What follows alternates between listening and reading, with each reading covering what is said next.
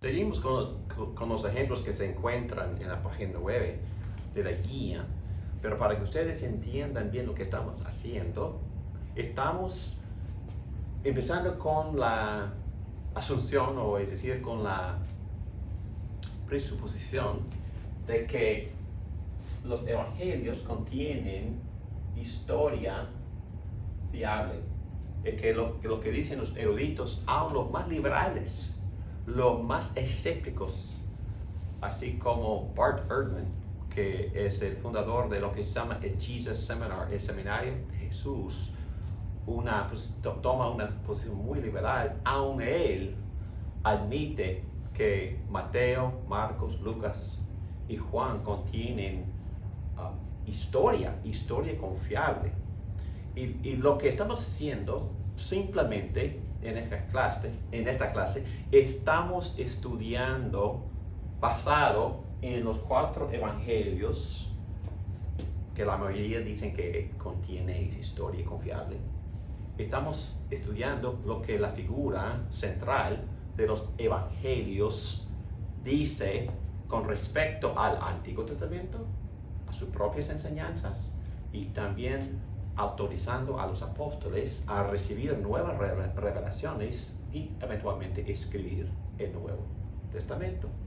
Pero el problema que tienen los escépticos es que, por supuesto, por ser gente secular, no creen en lo sobrenatural, no creen en lo milagroso. Y por eso ellos tienen la tendencia de interpretar los eventos milagrosos, sobrenaturales del Antiguo Testamento como si fueran parábolas o mitos o leyendas. Pero lo interesante es que Jesús hace referencia mucho más a esos textos para establecer sus puntos, sus enseñanzas y hasta sus advertencias en sus sermones. Él se refiere mucho a, por ejemplo, la vida de Jonás y también al milagro de Dios compartiendo maná del cielo, como un ejemplo de Noé, porque un diluvio universal y los animales todos que encajan en el arca, hasta mis propios cuñados dicen, David, por favor, eso no es posible.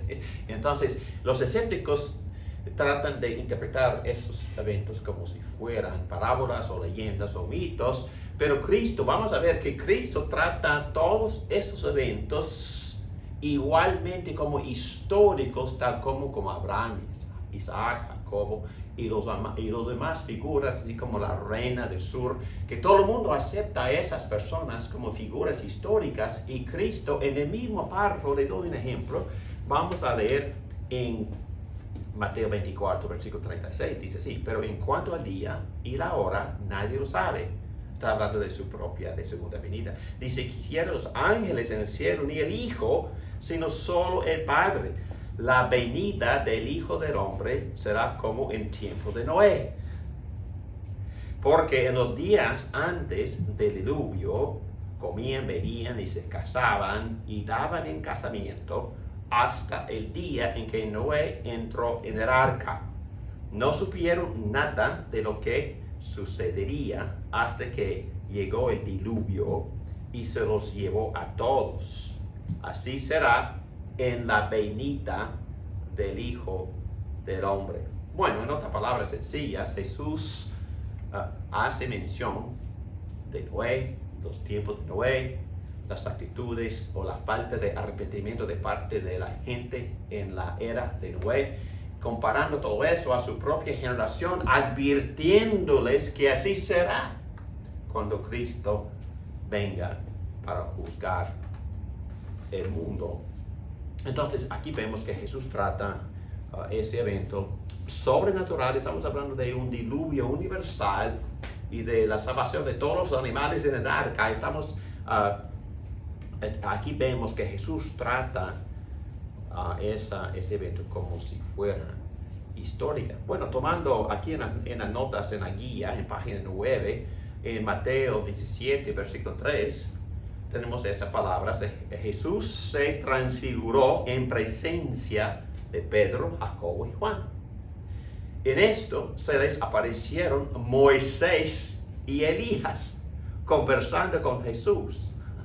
Obviamente, aquí Jesús no solamente considera a Moisés y Elías como personas históricas, sino también como inmortales, como ya todavía vivos, y que conversan con Jesús y con Moisés y Elías en el primer siglo.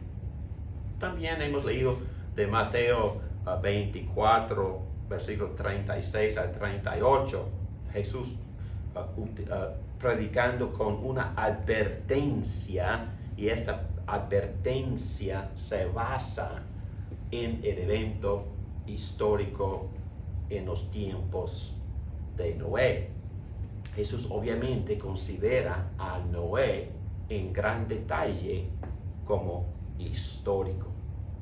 Bueno, aunque estas citas se han tomado al azar de distintas partes del Antiguo Testamento, y algunos periodos de la historia se cubren más completamente que otros, es evidente que Jesús conoce bien todo el Antiguo Testamento y que lo trata todo igualmente como historia. Bueno, vamos a tomar más ejemplos, pero antes, un breve resumen en la página 10 de la guía.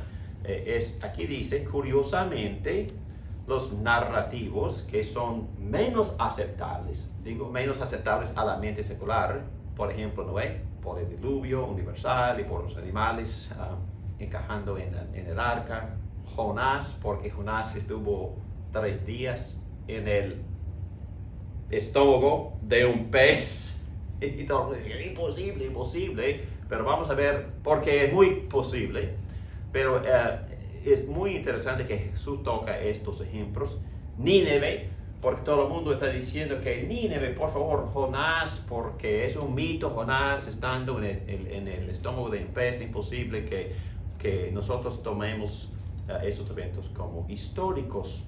Y la serpiente en el desierto, porque es otro milagro, que Dios milagrosamente protegió a los que confían o miraban hacia la serpiente que Moisés había levantado en el desierto. Jesús usa hasta 3 veces en el Evangelio de Juan ese ejemplo, tratándolo como si fuera histórico. Y maná del cielo, otro milagro. Y nuestros antepasados comieron el maná, dice Jesús, en el desierto, como está escrito, pan del cielo les dio a comer. Entonces Jesús no tiene problemas en tratar esos eventos como históricos. Y Abel, todo el mundo dice que esos detalles en Génesis 1 y 2 son leyendas o son parábolas, son poemas, dicen, hasta algunos evangélicos dicen que son poemas, pero Jesús menciona en Mateo capítulo 11, versículo 5, y en Mateo 23, versículo 35, él menciona a Abel y lo trata como figura histórica, Abel. Y también las leyes del matrimonio en Génesis 1 y 2, en los eruditos seculares, son mitos, pero Jesús no los trata así. Son aquellos que le gustan más a Jesús y que él utiliza más frecuentemente sin diferenciarlos en lo más mínimo de las referencias históricas más aceptables, tales como Abraham. Nadie tiene problema con la historicidad de Abraham, de David, la reina del sur, porque hay muchas crónicas, muchos libros históricos fuera de la Biblia que registran a estas figuras, Abraham, David y la reina del sur que visitó a Salomón, Isaías. Esas figuras todo el mundo los acepta como figuras históricas, pero Jesús hace más referencia a los eventos milagrosos y él basa sus sermones y sus advertencias a su audiencia en los eventos históricos milagrosos sobrenaturales en el Antiguo Testamento. En realidad utiliza las referencias más problemáticas en la mente de la gente secular, que requieren la creencia en lo sobrenatural más que las más aceptables. Bueno, eso es un punto muy, muy interesante, pero creo que menciono esto en otra parte de esta clase, pero Jesús no tiene problema con Jonás en el estómago de un pez por 3 días. Porque él usa esa ilustración para señalar qué otro milagro. La resurrección. La resurrección. Entonces Jesús dice que así como fue con Jonás, yo mismo voy a entregarme a la muerte y bajo mi propio poder resucito. Entonces es un milagro sumamente más grande.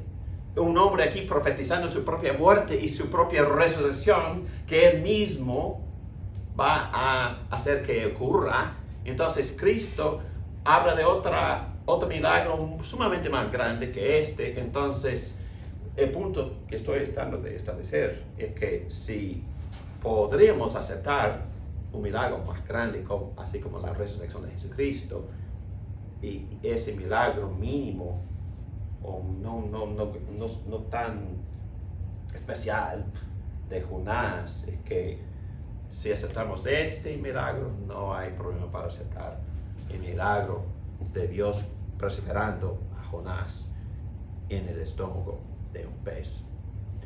Bueno, ahora toco un tema un poco controversial y les pido paciencia, por favor.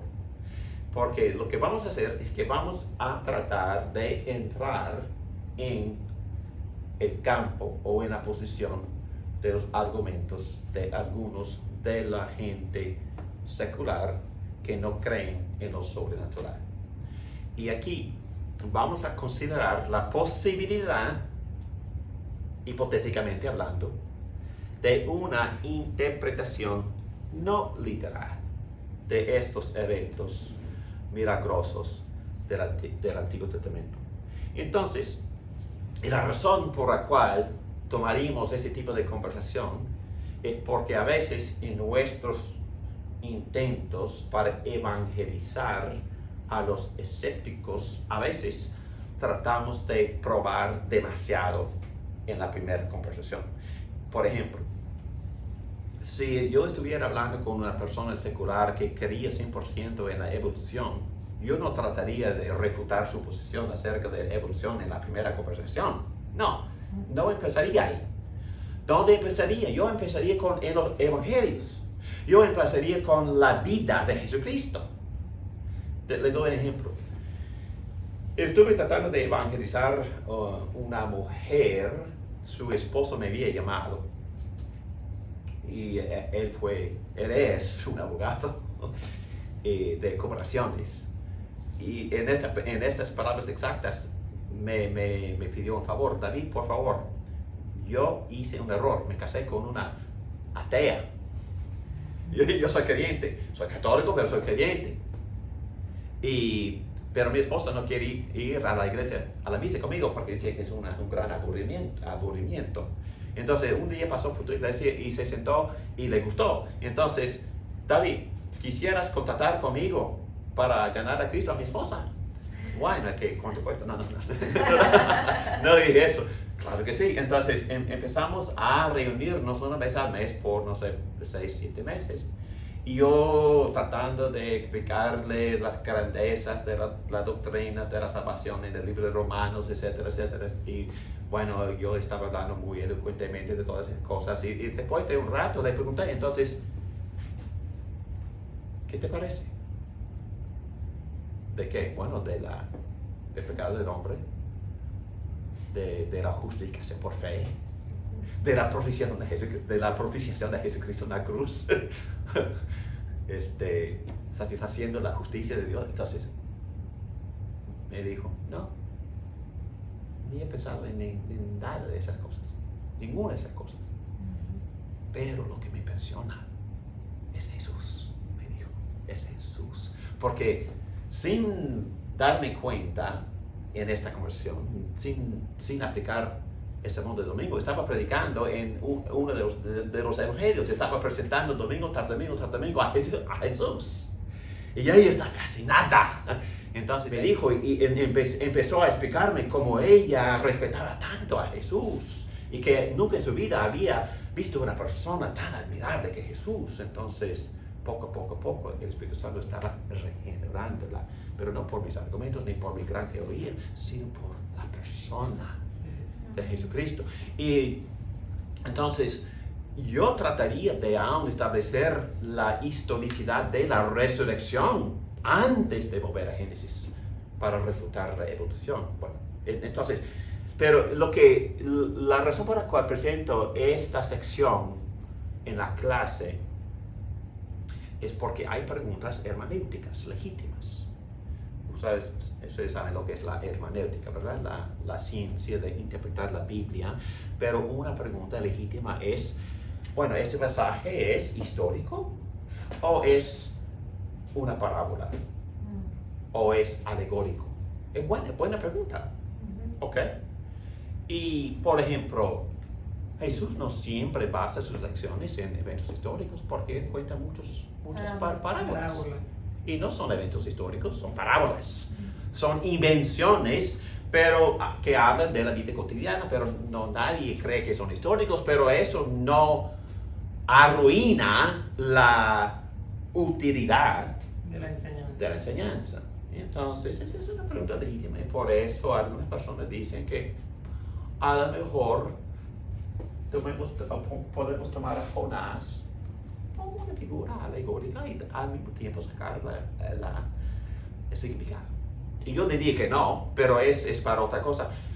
Pero vamos a asumir, ellos dicen, por ejemplo, ya hemos dicho que ellos tienen problemas con los sobrenaturales del Antiguo Testamento y también hay muchas interpretaciones actuales de Génesis 1 y 2, aún dentro del mundo evangélico, como si son poemas o lo que sea. Entonces, yo digo que para poder evitar ese tipo de discusión, mejor no insistir en la historicidad en la primera conversación. Comentario. Antes de explicar mi posición con argumentos de apoyo, permíteme decir de que al comienzo de una conversación con un escéptico curioso no es necesario y tal vez contraproductivo intentar probar demasiado. Mientras que es cierto que nuestra fe descansa en la certeza de que Dios interviene y actúa en la historia, hay ciertos eventos en la historia que son más esenciales para este fundamento redentor que otros. Bueno, yo diría que la historicidad de la cruz.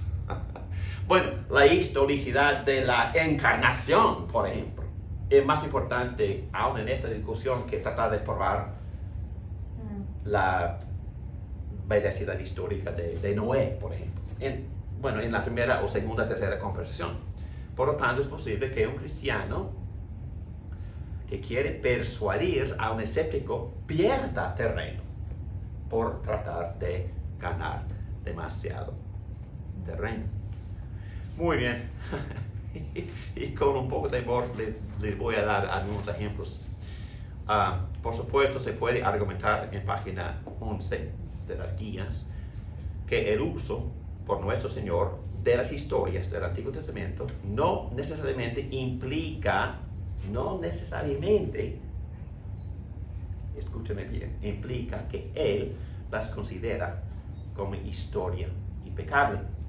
Es perfectamente posible utilizar conocidas leyendas y alegorías para ilustrar una verdad espiritual, similar a la forma en que Jesús utilizó las palabras. Otro ejemplo, no sé si ustedes saben, yo acepto a Job como figura histórica, pero dentro del mundo evangélico hay personas que dicen que pues, es un teatro, es un drama. Ok. Yo no lo creo, pero vamos a asumir que es un drama, es un teatro, nada más. Y varios de los apóstoles toman lecciones de ese drama para aplicárnoslas a nuestras vidas.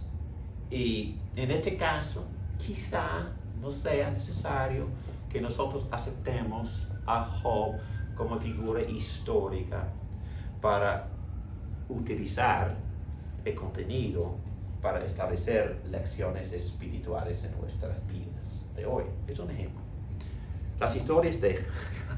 Ustedes conocen la historia de Ulises. Y con la historia. Y que él se tapó los oídos de los marineros para que no escucharan las sirenas, ¿verdad? Y él mismo fue atado a la, ¿cómo se llama? Al mastil. ¿Para qué? Para que no fueran tentados, para que no se desviaran de su objetivo de ir a tal lugar para conquistar tal tribu. Bueno, entonces, pero se puede utilizar, se pueden sacar muchas lecciones, para el cristiano de esa, ¿cómo se llama? Odisea, sin tener que creer que en verdad sucedió. Muy bien, okay. Es el único punto que estamos estableciendo. Sin embargo, a pesar de la posibilidad teórica de que Jesús utilizó los narrativos del Antiguo Testamento como ilustraciones basadas en cuentos no literales, un examen de la manera en que Jesús utilizó estos narrativos no parece indicar en lo más mínimo que los haya utilizado de otra manera que histórica. Y voy a darles ejemplos de esto al ratito. Aquí se ve un principio hermenéutico. Por favor, deje que el texto mismo y algunas pistas o indicadores en el texto decirle al lector el tipo de literatura que es. Por favor. Y la razón por darle tantos ejemplos, y no estoy exagerando, y yo puse al principio del curso una lista de 171 ejemplos de Cristo confirmando la historicidad del Antiguo Testamento,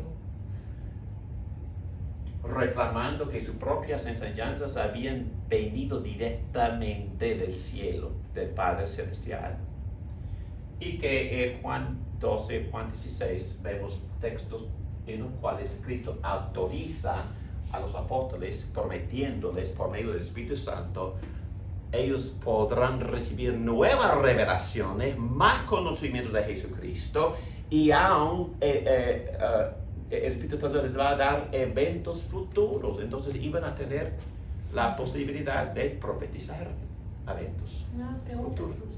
Uno de esos ejemplos pudiera ser Apocalipsis con Juan. Definitivamente, pero también en las cartas hay muchas profecías. Por ejemplo, en primera a Tesalonicenses hay mucha profecía acerca del futuro, acerca de la venida de Jesucristo, acerca de el hombre en inglés, hombre de lawlessness, el hombre sin leyes. Entonces, los anticristos, todo esto también Pablo profetizaba sobre esos, y por supuesto Juan en Apocalipsis. Pero también hay muchos ejemplos en otras cartas de los apóstoles profetizando eventos futuros. Y eso es posible porque Cristo les había prometido que bajo el poder del Espíritu Santo, hablando exclusivamente a los apóstoles, yo no tengo esa habilidad ni ustedes, ellos podrían profetizar con infalibilidad acerca de y ahí es canon cerrado. Canon cerrados, definitivamente. No nadie, además de los apóstoles, iban a tener ese privilegio. Exactamente. Y habrá una clase completa sobre ese tema más adelante en este curso, donde obviamente, que me encanta este contenido, brevemente hablando. Si Jesús autorizó a los apóstoles, pero entre ellos y nadie más, por ejemplo, Lucas viajaba mucho con el apóstol Pablo, y por ejemplo, primera Timoteo capítulo 5 versículo 18, Pablo cita lo que él nombra o llama escrituras, y él pone ese texto que Lucas había escrito en su evangelio en la carta a Timoteo, pero él le llamó ese texto escritura. Obviamente Pablo también estaba estableciendo la autoridad apostólica de Lucas. Y hay otro que queda, es Marcos. Y Marcos viajaba poco leído. Sí, pero establecimos la autoridad de Marcos porque él viajaba con Pedro. Y muchos de los padres de la iglesia, los primeros padres de la iglesia en la primera parte del segundo siglo, también reconocieron la autoridad de Juan Marcos, porque él también había viajado en muchos de los misioneros de los apóstoles. Y él abandonó a Pablo también. Él abandonó a Pablo y luego trabajó con Bernabé. Entonces Bernabé lo había discipulado, pero también lo había llevado consigo en sus viajes. Entonces, históricamente hablando, los padres de la iglesia reconocieron la autoridad de Juan Marcos por ser compañero, por ser discípulo, pero también, más importantemente hablando, socio de los apóstoles. Entonces, nosotros no creemos en lo que se llama la sucesión apostólica, pero sí creemos en lo que se llama la asociación apostólica. Entonces, dos socios, Lucas y Juan Marcos, se consideran apóstoles porque ellos fueron autorizados por Pablo y por Pedro. Apóstoles. Pero también Pablo tampoco no era miembro del primer grupo de 12, pero él mismo dice que soy apóstol, pero nacido ilegítimamente. Sí. pero él se defiende así. Yo soy también testigo de la resurrección, el Cristo resucitado se me apareció. Sí. Okay, pero eso tampoco es suficiente. Por eso él, al fin de cuentas, fue a Jerusalén, y todo eso se encuentra en Gálatas 1, Gálatas 2, que él fue a Jerusalén y dice Pablo, creo que 1:13, que Santiago y Juan me extendieron la mano de comunión, aceptándome como apóstol a los gentiles. Entonces Pablo también fue reconocido por los apóstoles como apóstol. Y en segunda carta de Pedro, capítulo 3, versículos 15 y 16, en esa carta Pedro le llama a los escritos de Pablo, y él usa la palabra en griego grafé, que siempre se usa para Sagrada Escritura. Entonces, Pedro y Juan y Santiago reconocieron que Pablo era apóstol, Pablo reconoció que Lucas era apóstol, y Pedro discipuló, y todo el mundo en la iglesia en el primer siglo también reconoció que Juan Marcos podía escribir su evangelio como apóstol. Pero nadie más, por favor. Nadie más. Entonces, entonces surge la cuestión acerca de Hebreos. Y no sabemos quién escribió Hebreos. Es posible que Pablo lo escribió, pero en verdad no sabemos. Pero lo que sabemos es que aun Clemente, un padre de la iglesia, en el año 95, cuando él estaba escribiendo sus cartas a las demás iglesias, él estaba tomando citas de los apóstoles, y hay evidencia de que él hizo referencia a por lo menos, no recuerdo exactamente el número, entre 12 y 15 de los libros escritos por los apóstoles. Pero también los historiadores dicen que todas sus cartas tienen el sabor del libro de los Hebreos. Entonces él estaba escribiendo cartas a las iglesias basadas en los escritos, o las escrituras, mejor dicho, de los apóstoles, pero sin mencionar Hebreos o sin citar un texto explícitamente hablando.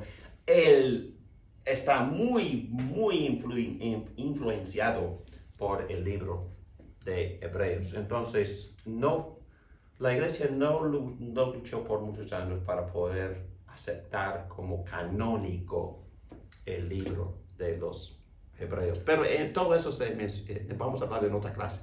Eso fue gratis. Muy bien, ¿dónde estamos en las guías? Aquí también en medio de la página 11 vemos la palabra. Sin embargo, reconocemos que en algunos pasajes que Jesús citó del Antiguo Testamento, que un significado literal de aquellos pasajes no es esencial al mensaje que Jesús está comunicando. Y aquí ponemos un ejemplo de Génesis. No sé lo que piensan ustedes, es que yo tengo mis dudas de este argumento, pero no importa. Algunos de los autores eruditos evangélicos dicen que los puntos que Jesús está sacando de Génesis 2,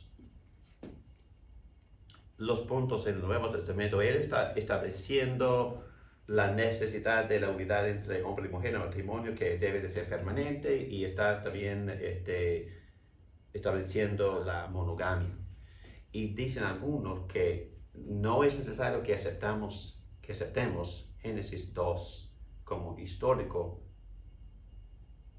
y Cristo puede hacer sus puntos aun si no es histórico.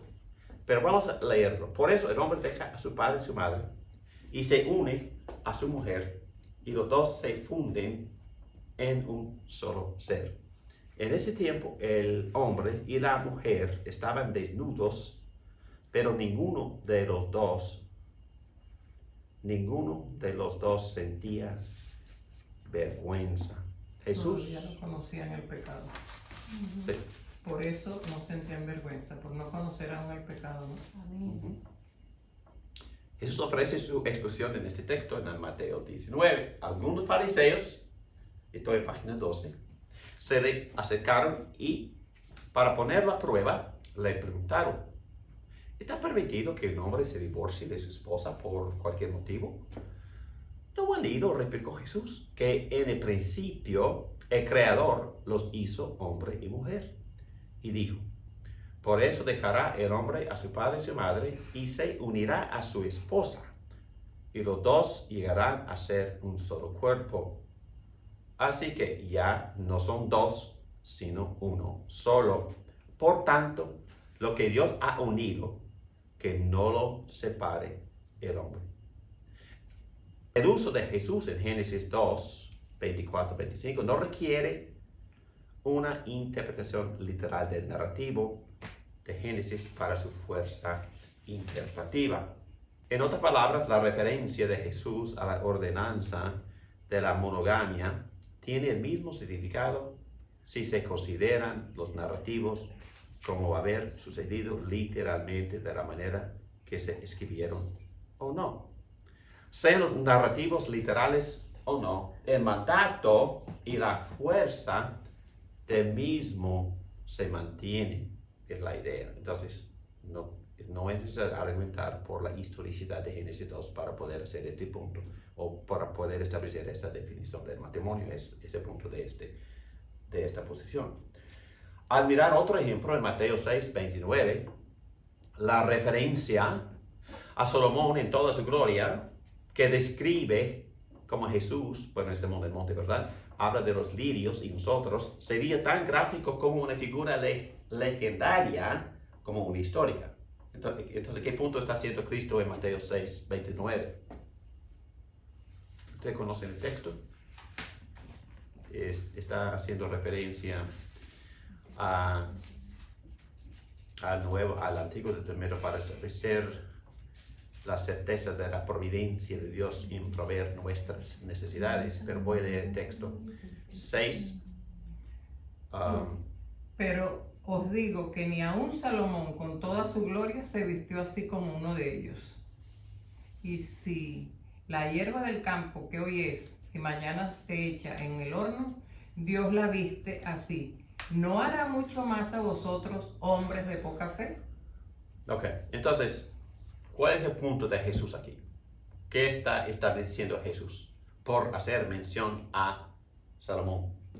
¿Qué es el punto práctico que Jesús quiere que nosotros captemos?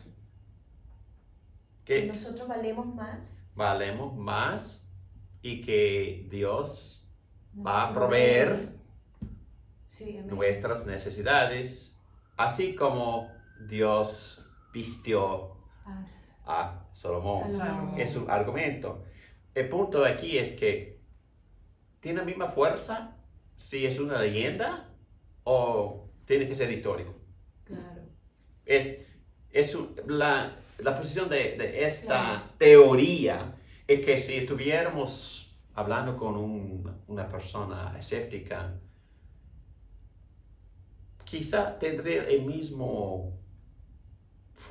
misma fuerza sin ser histórico.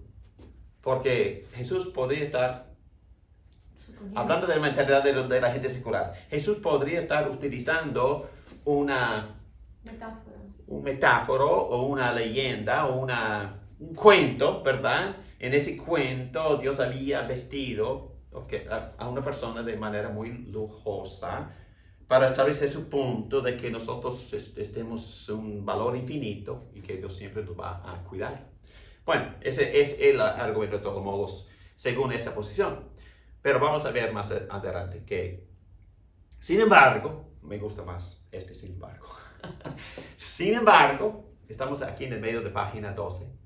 Hay otro grupo de pasajes en los cuales la verdad histórica y literal de lo dicho parece ser esencial a su validez. Y vamos a examinar, otra vez algunos de estos pasajes. Pero yo diría, otra vez, que donde empezamos, Jesús sí establece la historicidad de Salomón, ¿verdad?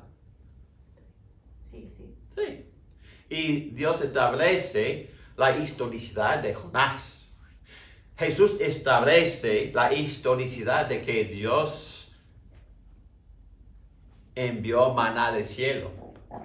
Jesús establece la historicidad de la reina del sur. Y vamos a ver otro ejemplo. En Mateo 12, versículo 41, dice así. ¿Quisieras leer, por favor? Los habitantes de Nínive se levantarán en el juicio contra esta generación y la condenarán, porque ellos se arrepintieron al escuchar la predicación de Jonás. Y aquí tienen ustedes a uno más grande que Jonás. La reina del sur se levantará en el día del juicio y condenará a esta generación, porque ella vino desde los confines de la tierra para escuchar la sabiduría de Salomón. Y aquí tienen ustedes a uno más grande que Salomón. Okay. Amén. Bueno, son dos puntos aquí importantísimos. Primero, ustedes pueden ver la justa posición de Salomón, la reina del sur, y Jonás y los habitantes de Nínive. Jesús menciona estos cuatro: Salomón, habitantes de Nínive, la reina del sur y Jonás. ¿Y cómo los ve Jesús? Como personaje histórico. Definitivamente, como personas históricas, como figuras históricas. En el mismo párrafo se menciona la reina del sur. ¿Y por qué es significante eso? Porque en todos los libros históricos seculares de esa época, ella se menciona y nadie está en desacuerdo con eso.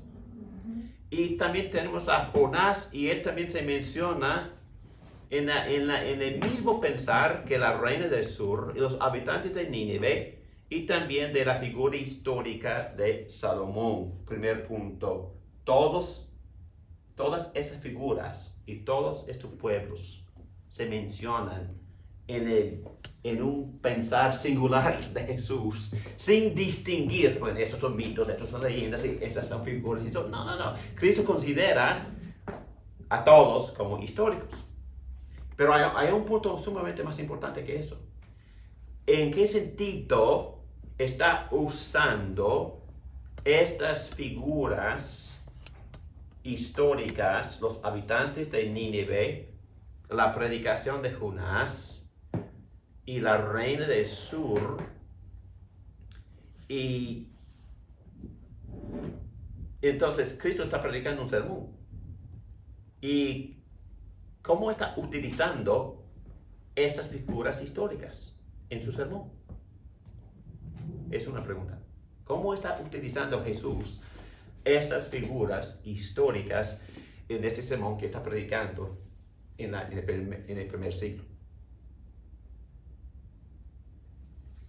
Otra vez, la reina del sur se levantará en el día del juicio y condenará a esta generación. Ok, Cristo está predicando un sermón acerca de ¿qué? El día de juicio. Sí, ¿Y cuál es su argumento? La condenación eterna. sí. Sí, pero ¿cómo está estableciendo? Usando estos personajes históricos Sí. como que ellos van a juzgar. ¿Por qué? Se van a levantar y juzgar. Y la reina del sur, ¿cuáles son sus cualificaciones para poder jugar? Que existió simplemente. Que existió y qué hizo. Ella fue la que fue a visitar a Salomón. Sí. Condenó a esa generación. Y esta generación a la cual Jesús está predicando, no les importa nada. No les importa ni el sermón, ni les importa Jesús. Y dice que, cuidado, porque vendrá un día de juicio. Y esas figuras históricas del pasado que han escuchado mucho menos Claro. de que ustedes han recibido directamente de Dios, lo van a jugar. Y es muy interesante que el sermón de Jonás, ¿en qué consistía ese sermón? Fue un sermón de 7 palabras. Arrepienten. Que dijo, dentro de 40 días, esta ciudad será destruida. Sermón completo. ¿Y qué pasó? La gente obedeció. La gente obedeció, la gente se arrepintió y esa ciudad, como dice Dios, en como 4 ocasiones en el libro de Jonás, dijo, esta gran ciudad de paganos, pero en los ojos de Dios ve a esta gente como gente que tiene valor, gente a la cual Dios había enviado a su profeta Jonás, que no quería ir por sus propios prejuicios y temores, pero Dios con muy pocas palabras hizo este gran milagro de un gran avivamiento en esta ciudad pagana, en Asirio, y por eso dice Jesús que estas personas de Nínive y también esta reina que recibieron muy poca revelación de parte de Dios, pero ellos se arrepintieron en el día de juicio, ellos lo van a juzgar. Ok, ahora vamos a asumir que la reina del sur, los de Nínive y Jonás y su milagro y ese sermón de 7 palabras, vamos a asumir que todos estos detalles vienen de una leyenda. ¿Ese sermón tendría la misma fuerza? No. Para nada. Entonces, vamos a escuchar el argumento de este erudito evangélico. Él hace esta pregunta, estoy abajo en página 12. ¿Es posible tener una referencia como esta según la teoría no histórica del libro de Jonás? El futuro juez está diciendo palabras de solemne advertencia a aquellos que en el futuro estarán condenados en su tribunal. Intensamente verídica. Él haría la escena en anticipación para ellos como si fuera verídica en el presente para él mismo.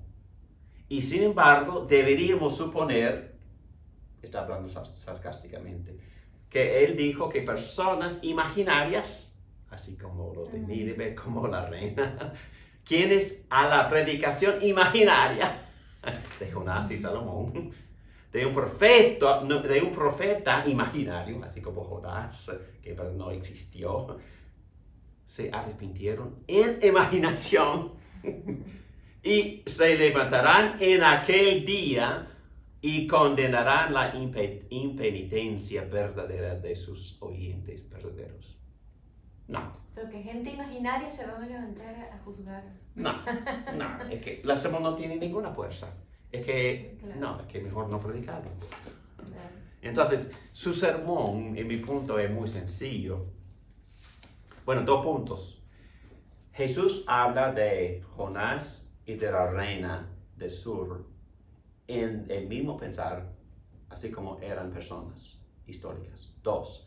Jesús usa esas personas y esos eventos y este pueblo, todos históricos, para advertir a la generación enfrente de él a que se arrepientan para prepararse para el día de juicio, porque ellos están recibiendo, bueno, tienen a Dios enfrente, Exacto, directamente. directamente. Y si no se arrepienten, estos los van a juzgar en el día de juicio. Pero si estos en verdad no existieron, es un fracaso. No funciona y no da fruto. Bueno, es difícil evitar la conclusión de que este y varios otros pasajes están privados de su fuerza si se les quita su base histórica. Y honestamente, no se ve ninguna pista a que nuestro Señor pretendió nada por el estilo. Esta conclusión se refuerza con la yuxtaposición inmediata en este pasaje, Mateo 12:42, de la visita de la reina del sur como estrictamente una ilustración paralela. Considerar el libro de Jonás como una parábola intencional o alegoría o ficción histórica puede ser plausible, pero no el libro de Reyes, que registra eventos con la reina del sur en Segunda Crónicas y también en Segundo Reyes, porque estas 2 crónicas mencionan la reina del sur y Jonás como figuras históricas, no como mitos ni leyendas, ni como ficción. Muy bien. Otro ejemplo sería, y terminamos con este párrafo, la venida del Hijo del Hombre será como en tiempos de Noé. Ya hemos hablado de todo esto, pero está bien, voy a leerlo. Es muy similar. Aquí nuestro Señor está construyendo una solemne advertencia al apelar a los hechos horribles de Dios registrados en la Santa Escritura, que tanto Él como sus oyentes reconocen como autoridad divina. A Capernaum le hizo una advertencia basada en otro hecho terrible de juicio. ¿Y tú, Capernaum, acaso serás levantada hasta el cielo? No, sino que descenderás hasta el abismo. Si los milagros que se hicieron en ti se hubieran hecho en Sodoma, esta habría permanecido hasta el día de hoy. Pero te digo que en el día de juicio será más tolerable el castigo para Sodoma que para ti. Mateo 11, 23, 24. Ya que el diluvio de Noé y la destrucción de Sodoma se consideran como históricos en este pasaje. Lo mismo debe aplicarse a Lucas 17, 26 a 32, que termina con acuérdense de la esposa de Lot. De nuevo, con palabras de ánimo y advertencia acerca de algunos eventos futuros más inmediatos. Los eventos históricos del pasado se utilizan como un fundamento para expectativas futuras. Muy bien, entonces Jesús considera todo como histórico. Los eventos pasados los usa en sus sermones para advertir a la generación enfrente de él para prepararse para el día de juicio, porque esas personas, aun los de Sodoma, si habían recibido lo que ustedes ven el día de hoy, es que esa ciudad todavía existiría. Sí, pero no. Bueno, muy bien. Gracias a Dios por estos argumentos y ojalá podamos aprender a utilizarlos en nuestras conversaciones cuando Dios nos dé la oportunidad con los escépticos. Oremos. Padre nuestro, gracias por esta clase, gracias por estas enseñanzas. Ayúdanos a usar esta información de forma respetuosa y mansa, pero al mismo tiempo danos la convicción interna de la veracidad de las escrituras, y también cuando estemos en conversaciones, por favor, que nos des valentía para poder hablar con confianza acerca de lo que es la verdad. En el nombre de Cristo Jesús te lo pedimos todo esto. Amén. Amén. Amén. Amén.